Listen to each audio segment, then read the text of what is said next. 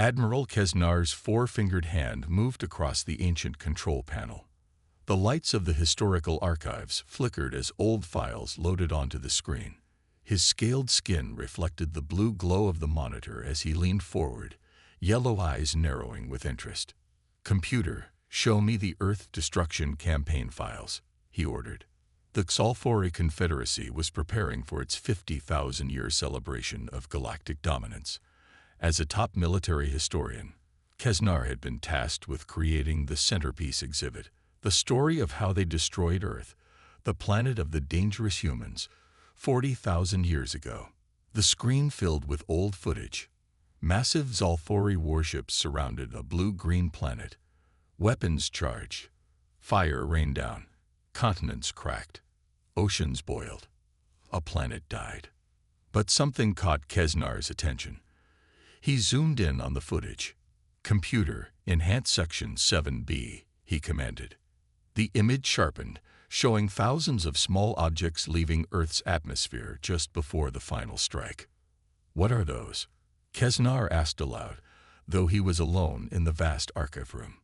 "Historical records identify objects as debris and failed escape vessels," the computer responded. "No survivors confirmed." Kesnar's head frills twitched with doubt. These didn't look like debris or panicked escapes. The objects moved with purpose, spreading outward in all directions like seeds from a plant. "Show me the final transmission from Earth," he ordered. The computer hesitated. "Warning. File corrupted." "Show it anyway." The screen flickered, and a human face appeared. The image was broken, coming in and out. The sound was mostly static, but 3 words came through clearly in multiple languages. "We will return." Kesnar sat back in his chair, suddenly aware of an uncomfortable feeling. The history books said humans were primitive, barely space-capable when the Confederacy destroyed them. Yet something about these images didn't match that story. "Computer, why was Earth destroyed?" he asked. Earth was home to the human species. Threat assessment rated them as minimal present danger, but high future risk due to unusual adaptability. Supreme Command ordered complete extinction to prevent future threat. Kesnar brought up the original threat assessment. He found himself staring at a strange notation at the bottom of the file. *WARN ING. Human psychological profile shows unique trait. They grow stronger when faced with extinction. Recommendation: complete extinction required. No survivors. *. His communication device suddenly chimed, interrupting his thoughts. "Admiral Kesnar," came the voice of his assistant. "The Council requests your presence immediately. Another outpost has gone silent." "Which one?" Kesnar asked, his frills now fully extended with concern. "Outpost Zeta 9, at the edge of the galaxy. Same as the others. Everyone gone, no signs of struggle. Just one message left on the main computer." "What message?" Kesnar asked, though he already suspected the answer. "Just one word, Admiral. The same as all the others."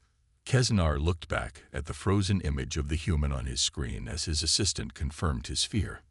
"The message just says, run." Admiral Kesnar's ship dropped out of faster-than-light travel with a flash of blue light. Before him floated Outpost Zeta 9, a massive space station shaped like a spinning wheel. Everything looked normal from the outside. "No signs of damage," reported his second-in-command, Officer Trell. "Station power systems functioning at normal levels." "Any response to our communications?" Kesnar asked, his yellow eyes fixed on the station. "None, Admiral. Just like the other 3 outposts." Kesnar's head frills flattened against his skull, a sign of deep worry among the Scifi. 4 outposts had gone silent in the past month. Thousands of Scifi citizens missing without explanation. "Prepare a boarding team," he ordered. "I will lead it myself." Officer Trall looked surprised.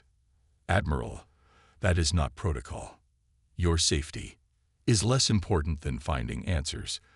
Kesnar interrupted. "The Council wants results, not excuses. 20 minutes later, Kesnar led a team of 10 armed soldiers through the empty hallways of Zeta 9. The lights worked. The air systems hummed. Food sat untouched in the dining area. But there was no one to be found. "It's like they all just disappeared," whispered one soldier. Kesnar moved toward the central command room. The doors slid open automatically. Screens blinked with normal station operations. And there, on the main screen, was a single word: run. "Admiral, you should see this," called one of his team from a side room. Kesnar found the soldier standing before a wall of handwritten notes, hundreds of them, all written in different handwriting, all saying the same thing. "They have run. Run."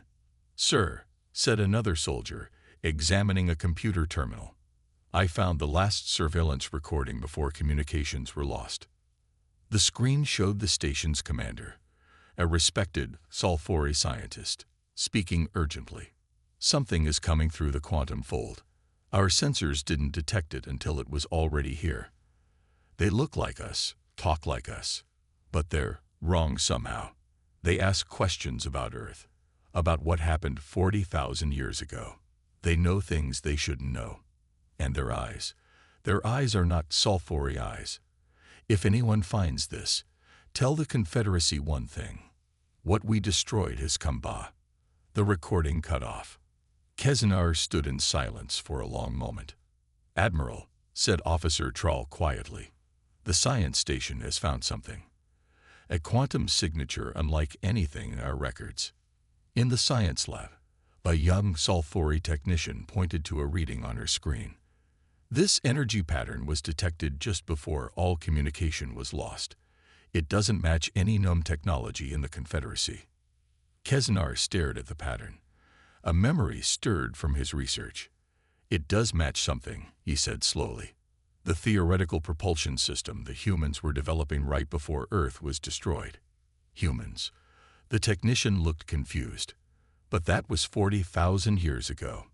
They're extinct." Kesnar looked back at the screen, at the strange energy pattern that shouldn't exist. "I don't think they are," he said quietly. "And I don't think they've been hiding all this time. I think they've been planning." The lights of the station suddenly flickered, and all the screens changed to display the same message. 40,000 years. Time's up. The emergency council meeting on the Scifi homeworld was loud and chaotic. Admiral Kesnar stood in the center of the circular room as angry voices shouted over each other. 4 outposts gone. Thousands missing, yelled one council member. "It must be the Raxus Rebellion," shouted another. "They've always hated the Confederacy." High Counselor Vex raised his hand for silence. The room quieted. All eyes turned to Kesnar. "Admiral, your report suggests something impossible. Humans have been extinct for 40,000 years. We destroyed their planet ourselves." Kesnar stood tall. "The evidence points to human involvement. The quantum signature matches their theoretical technology. The messages specifically mention Earth." "Ridiculous," snapped Counselor Drez.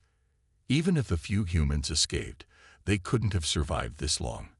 And they certainly couldn't threaten the most powerful empire in the galaxy." A new voice spoke from the shadows of the room. "Perhaps the Admiral is right." Everyone turned. An old Scifi stepped forward, wearing a dark gray robe. The symbol on his chest made several council members gasp. "An archivist," whispered someone. The old Scifi bowed slightly. "I am Master Lorix of the Order of Archivists. We keep knowledge others wish forgotten." High Counselor Vex looked uncomfortable. "The Council recognizes the archivist. Why have you come out of seclusion?" "Because it is time you knew the truth about humans," Lorix said. "Before Earth was destroyed, we studied them extensively." Lorix activated a small device. A hologram appeared, showing humans in various situations. Humans were unlike any species we had encountered. When faced with overwhelming force, most species surrender. Humans fought harder. When facing extinction, they became more dangerous, not less. The hologram showed humans in some kind of testing facility, solving increasingly difficult puzzles and challenges. We subjected captured humans to impossible tests. They should have given up. Instead, they adapted, evolved strategies, worked together. Their brains physically changed when under threat. Kezinar stepped closer to the hologram. You're saying they're smarter when they're afraid. Worse, said Lorix. They're more dangerous when they have nothing to lose. Our scientists made a discovery that terrified the high command of that era. The hologram changed to show a human brain scan. Humans evolved on a death world. Their bodies are fragile, but they survived because of this. Lorix pointed to a part of the brain. When faced with impossible odds, this activates. They stop feeling fear. They focus completely. They sacrifice themselves without hesitation if it means others survive. Kezinar understood now. That's why Earth was destroyed. Not because humans were dangerous then, but because they would become unstoppable if given time. Finished, Lorix. The final recommendation in the classified report was clear. Complete extinction required. No survivors. The council chamber fell silent. But we failed, whispered Kezinar. Some escaped. Yes, said Lorix gravely. And they've had 40,000 years to remember what we did, to plan, to evolve. And now they've returned. A young aide rushed into the chamber, breathing hard. High Counselor, urgent news. A previously unknown colony has been discovered near the galactic core. It's using technology we don't understand. Kezinar and Lorix exchanged a look of dread. And the aide continued. They've sent a message to all Confederacy worlds. What message? Asked Vex. 3 words. We remember Earth. The Xalthori scout ship approached the mysterious colony with extreme caution. Captain Mez and her crew of 5 had been sent to gather information about this strange civilization that had appeared without warning near the galactic core, a region previously thought uninhabitable due to intense radiation. Sensors detecting artificial atmosphere shield around the entire planet, reported the science officer. Technology unknown to Confederacy database. Captain Mez's frills twitched nervously. Any response to our communications? None, Captain. Wait. The officer paused. Energy reading. Somethings. A wave of blue light washed over their ship. All systems shut down immediately. Emergency power, shouted Mez, but nothing responded. They floated helplessly in space, their ship completely dead. A voice suddenly came through their communication system, though it shouldn't have been working. Xalthori vessel, said the calm voice, speaking perfect Confederate standard language. You will be brought to the surface. Do not be alarmed. A bright light engulfed their ship, and then they were moving without engines, pulled toward the planet below. Their ship settled gently on a landing pad in what appeared to be a massive city. The buildings were unlike anything in the Confederacy, flowing structures that seemed to grow from the ground itself, gleaming with an inner light. The ship's door opened on its own. Standing outside were 3 beings who looked Xalthori, but something was different about them. Their movements were too perfect, their eyes too aware. Welcome, said the middle one. I am Caretaker Jen. We apologize for disabling your vessel. It is temporary. Captain Mez stepped forward cautiously. Who are you? You appear Xalthori, but we are caretakers, responded Jen with a slight smile. Biological androids created to serve as diplomats. We were designed to make you comfortable by appearing familiar. Who do you serve? Asked Mez, looking around at the impossible city. Jen's smile widened. Those who watched and learned while you thought them extinct. The realization hit Captain Mez like a physical blow. Humans, but this is impossible. Humans were primitive when Earth was destroyed. Some escaped, said Jen simply. They adapted. They evolved. They remembered. Jen led the stunned Xalthori crew through the city. They saw technology that defied physics as they understood it. Buildings that changed shape as needed. Vehicles that moved without visible propulsion. The colony you see is one of thousands. explained Zhen. Spread across galaxies, connected by quantum networks. Galaxies, whispered Mez in disbelief. Even the mighty Confederacy had only explored a fraction of one galaxy. They reached a central building that pulsed with blue light. Zhen handed Captain Mez a small crystal. This contains coordinates and an invitation. The children of Earth invite the descendants of their executioners to witness what 40,000 years of evolution has wrought. Is this a threat? Asked Mez, holding the crystal carefully. No, replied Zhen. If it were a threat, you would already be gone, like your missing outposts. Then what is it? A warning, said Zhen, suddenly serious. Not about us, but about what comes next. Take this message to your council. Something approaches that threatens all life. Even we fear it. You have a choice to make, and little time to make it. As the Scifi crew returned to their now functioning ship, Mez looked back at the impossible city one last time. What choice? She called to Zhen. The same choice we're offering all sentient life, replied the caretaker. Join us, or run. The Confederacy Council chamber erupted in chaos after Captain Mez's report. Some council members demanded immediate military action against the human colony. Others wanted to send warships to destroy it, just as they had destroyed Earth 40,000 years ago. Silence, shouted High Counselor Vex, pounding his fist on the table. We cannot make decisions based on fear.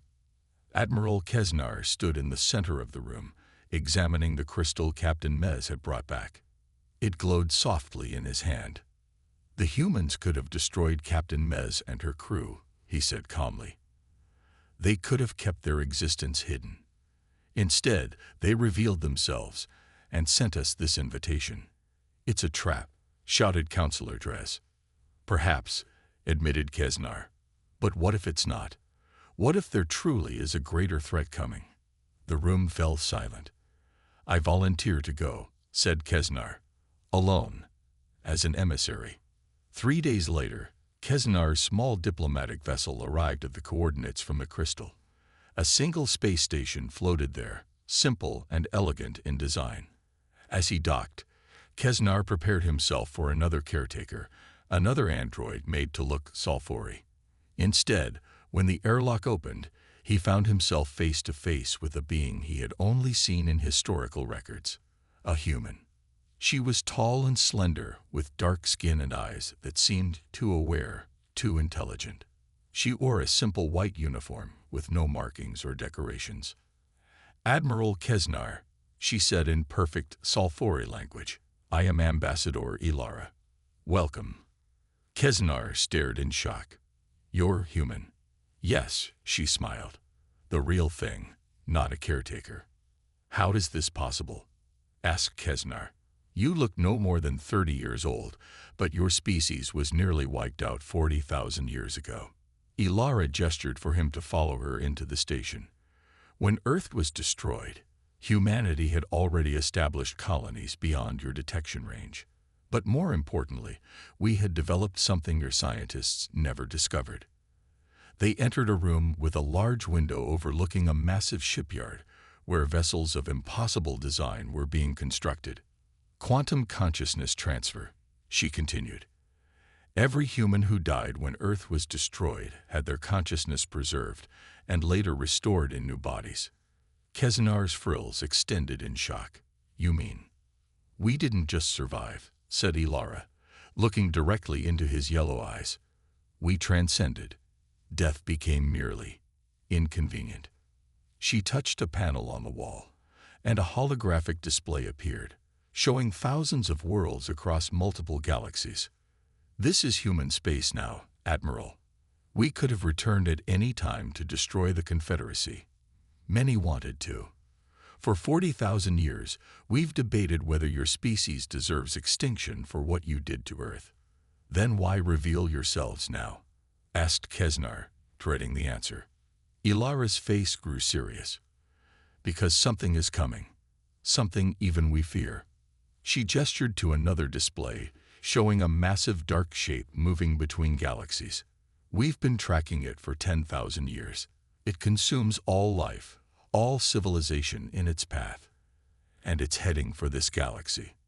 She turned to face him directly. Despite everything your people did to us, Admiral, we believe your species deserves a chance to survive. That's why I asked to meet you. Not for vengeance, but for alliance. Why should we trust you? Asked Kesnar. You shouldn't, she replied honestly. But you should trust this. If we wanted you extinct, you would be already. I want to show you what we've become, Ambassador Ilara said to Admiral Kesnar. Then you can decide if alliance is possible. They boarded a small vessel that moved without engines, without sound. One moment they were in the station. The next they were approaching a massive ring-shaped structure orbiting a blue star. This is Haven Prime, explained Ilara, one of our oldest colonies. As they passed through the ring, Kesnar gasped.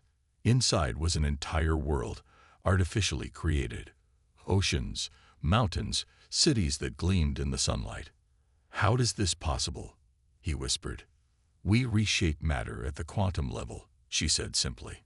The technology evolved from our necessity to survive after Earth. Their ship descended toward a large complex.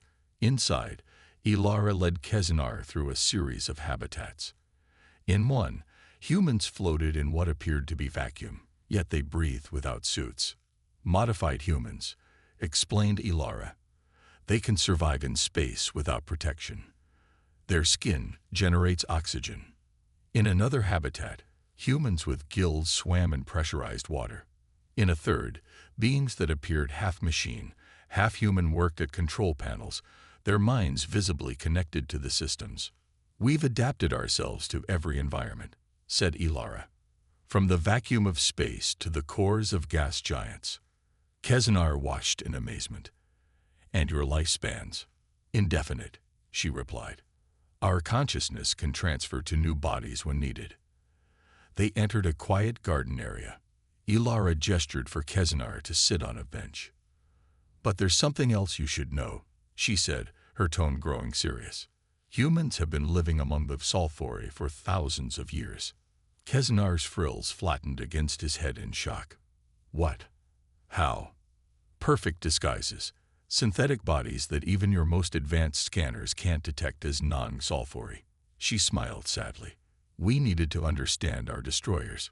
We needed to know if coexistence was possible. Are there humans on the council? Asked Kesnar, suddenly understanding the implications. No, we observe, but we don't interfere with your governance. We wanted to understand if your species had changed, if you had grown beyond the fear that led you to destroy Earth. Kesnar felt a chill. And have we? Some have, she said, looking directly at him. You, for instance, when you found evidence of our return, you sought understanding rather than calling for destruction. She stood and led him to another room with a massive display, showing a dark mass moving through space, consuming everything in its path. This is why we finally revealed ourselves, she explained. We call them the Harvesters, an ancient machine intelligence that awakens every 500,000 years to consume all advanced life. Then they return to dark space to sleep again. The display zoomed in, showing massive ship-like structures larger than planets. Their cycle is nearly complete, continued Ilara. They've already begun awakening at the edges of the galaxy. Those missing outposts, not taken by us. The Harvesters' scout ships have arrived. The message, run, Kesnar whispered, was a warning, not a threat, confirmed Ilara. We've been fighting a shadow war, trying to slow their advance. She turned to face him, her expression grave. We offer you two choices. Admiral, help us fight, or run beyond the galaxy's edge. Those are the only options for survival. Admiral Kesnar stood silently, processing everything Ambassador Ilara had shown him. The garden room's peaceful atmosphere contrasted sharply with the terrible images of the Harvesters he had just seen. How long have you known about these Harvesters? He finally asked. Ilara gestured to a timeline that appeared in the air between them. We discovered evidence of them 30,000 years ago, when we began expanding beyond our initial colonies. The timeline showed the expansion of human civilization, spreading across stars like a growing web of light. As we explored, we found ruins, continued Ilara. Entire civilizations, far more advanced than Earth was, completely destroyed. All evidence pointed to extinction events occurring approximately every 500,000 years. But why? Asked Kesnar. What do these harvesters want? They collect, Ilara said simply. They gather all advanced life, all technology, all knowledge. They process it, integrate it, and then return to dark space with their harvest. She touched the display, showing massive harvester ships absorbing entire cities. We've been preparing for this war for 30,000 years, she explained, developing technologies specifically to combat them.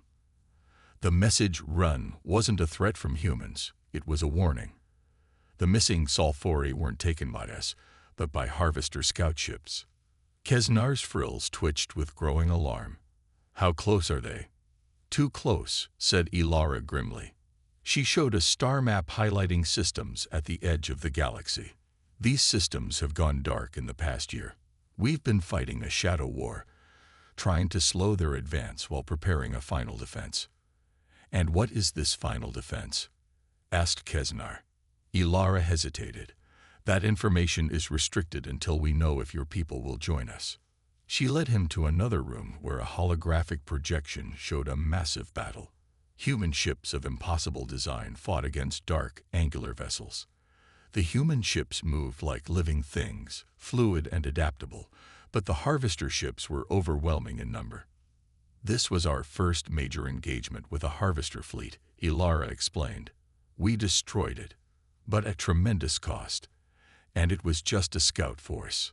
The display changed to show the approaching main harvester armada, millions of ships, each capable of destroying a planet.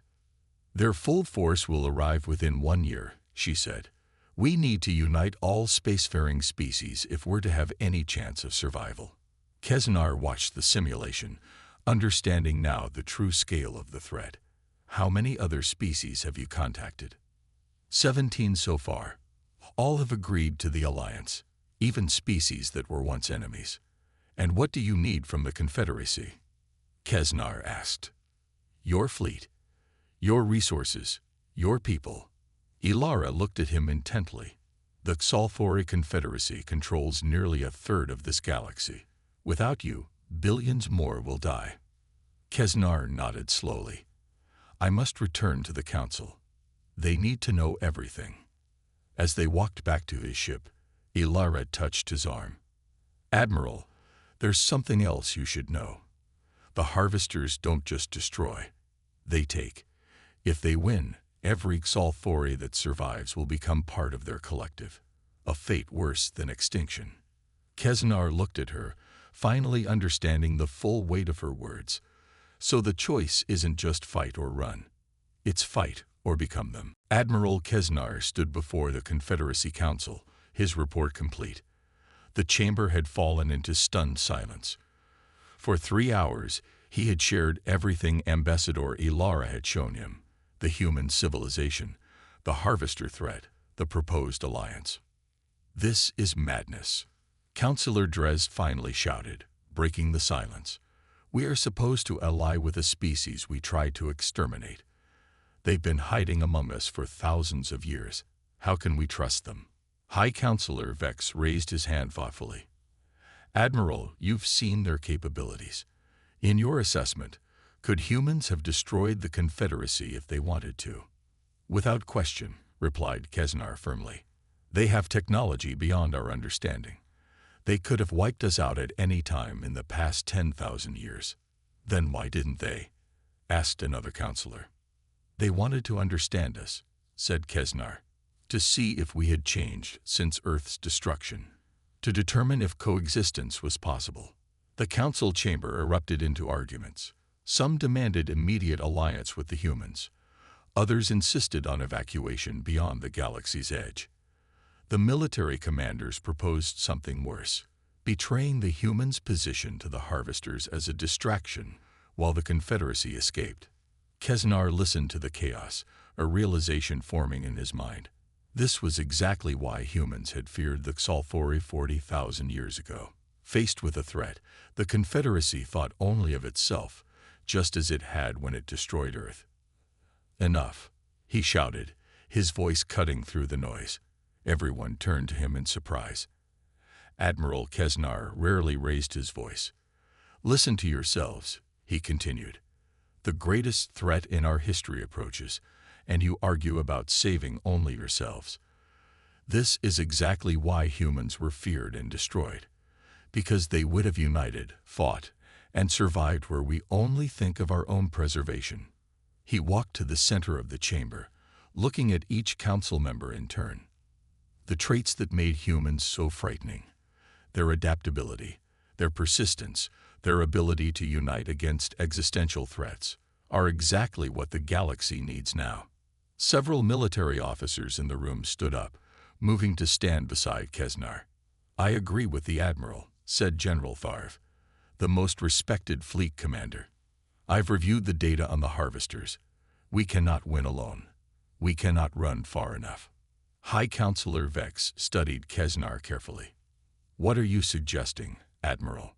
"I'm not suggesting," replied Kesnar firmly. "I'm deciding.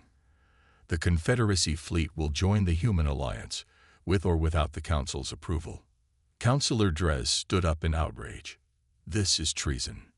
"This is survival," corrected Kesnar. "The Scifi nearly exterminated humans because we feared what they might become. Now we need exactly what they have become." General Tharv nodded to officers positioned around the room.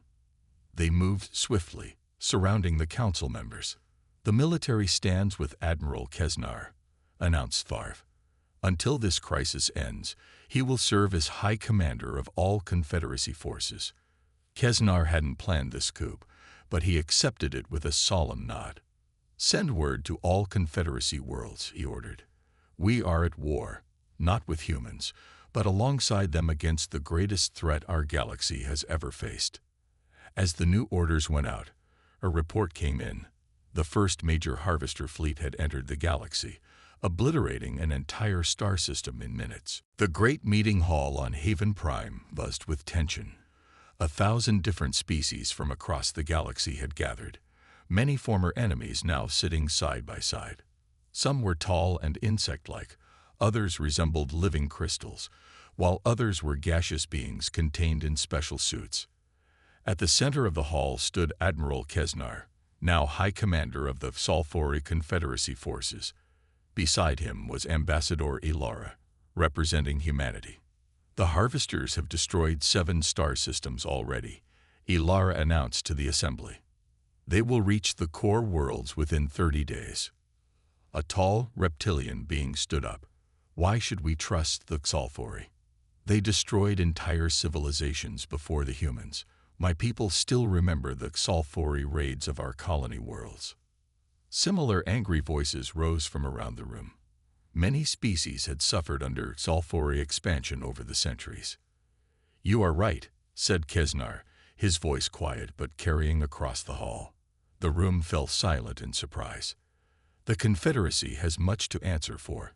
We conquered when we should have cooperated. We destroyed when we should have learned." He looked around the room, meeting the eyes of former enemies. "I formally acknowledge the crimes of my species and offer my deepest apology. The Scifi of today are not the same as those who harmed you, but we bear their responsibility."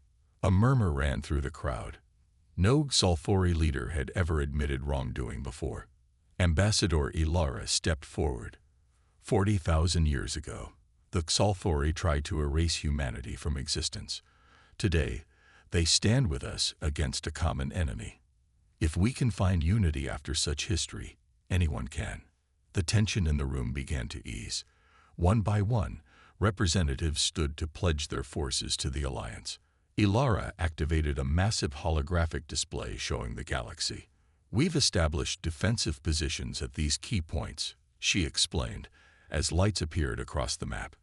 "Each combines harvester early detection systems with our quantum tunneling technology." She nodded to a team of human scientists who stepped forward. We're sharing technologies we've kept hidden, she continued. Ships that can traverse galaxies in moments, weapons that can disrupt the Harvester's quantum cohesion, shields that exist partially outside normal spacetime. The display changed to show battle simulations. The Alliance forces, represented by blue lights, engaged with the red mass of the Harvester fleet. Even with these advantages, Ilara said soberly, our simulations give us only a 31% chance of victory. A heavy silence fell over the room. Then we must improve those odds, said Kesnar firmly. The Confederacy commits its entire fleet and all our resources to this fight. Other leaders made similar commitments.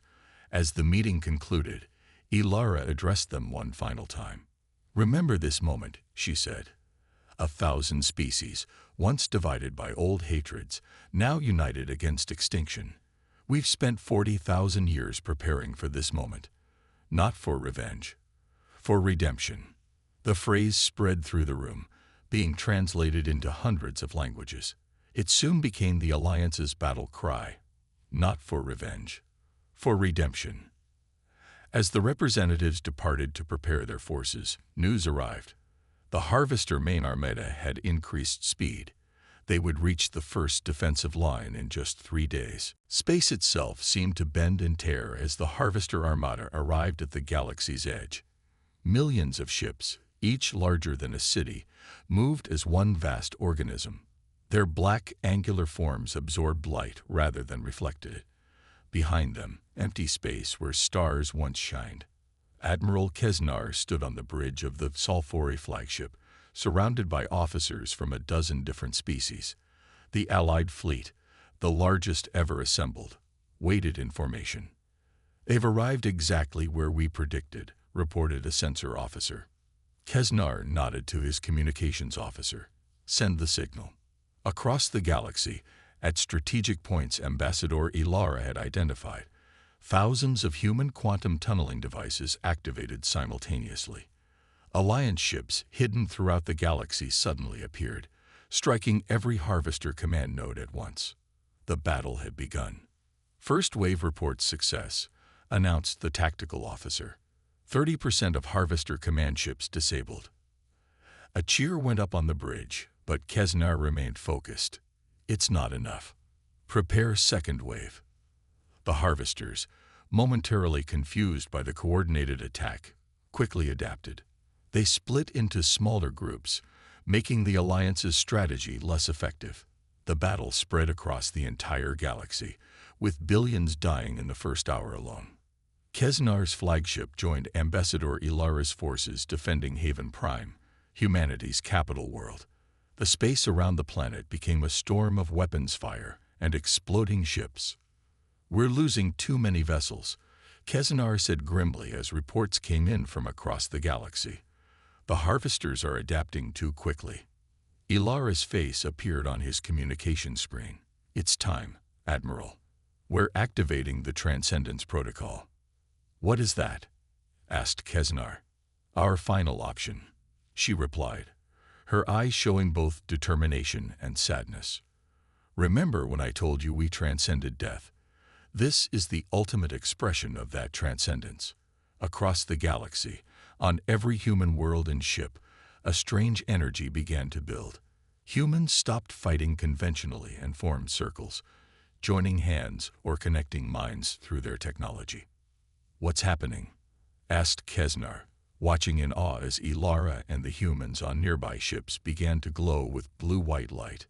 We're merging with our AI partners, Ilara explained, her voice already sounding different, more harmonic. Becoming beings of pure energy and information. In this form, we can directly interface with and counter Harvester technology. The light grew brighter. On the tactical display, Kesnar watched as points of blue-white light appeared throughout the galaxy wherever humans were stationed. This is goodbye, Admiral, said Ilara, her physical form now barely visible within the light. Most of us won't survive this transformation, but it's our gift to the galaxy. The light from the human ships expanded suddenly, flowing outward like water. It passed through Alliance ships, harmlessly, but engulfed Harvester vessels.